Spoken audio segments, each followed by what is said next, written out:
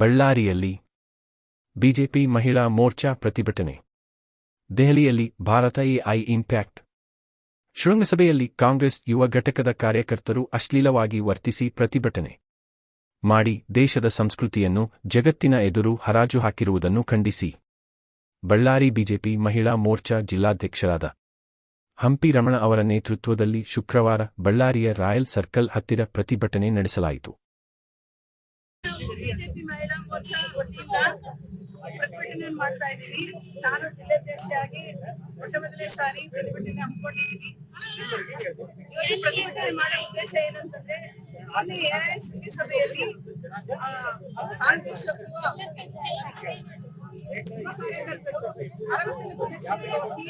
ನಮ್ಮ ಮೋದಿಜಿ ಅವರಿಗೆ ಅವಮಾನವನ್ನು ಎಸಗಿದ್ದಾರೆ. ಅದರ ಪ್ರಯುಕ್ತ ನಾವು ಮಹಿಳೆಯರೆಲ್ಲ ಸೇರಿ ಪ್ರತಿಭಟನೆ ಹಮ್ಮಿಕೊಳ್ತಿದ್ವಿ.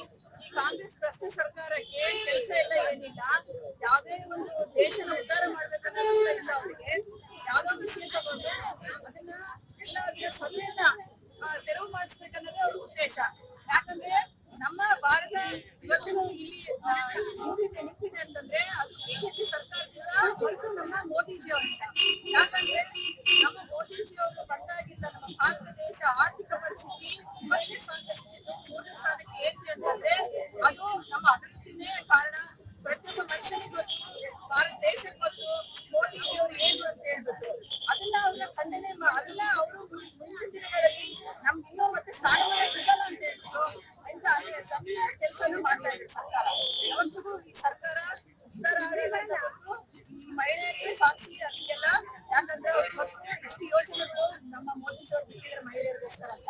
ಅದಕ್ಕೆ ನಾವೆಲ್ಲ ಖಂಡಿಸಿ ಮಾಡ್ತಾ ಇದ್ದೀವಿ. ಮುಂದೆ ಯಾವ ರೀತಿಯ ಕೃತ್ಯಗಳು ನಡೆದ್ರೆ ನಾವು ಬಿಡಲ್ಲ ಅಂತ ಹೇಳಿ ಅವ್ರಿಗೆ ನಾವು ಖಂಡನೆ ಮಾಡಿ ನಾವು ಅವ್ರಿಗೆ ಆದೇಶವನ್ನು ಕಳಿಸ್ತಾರೆ.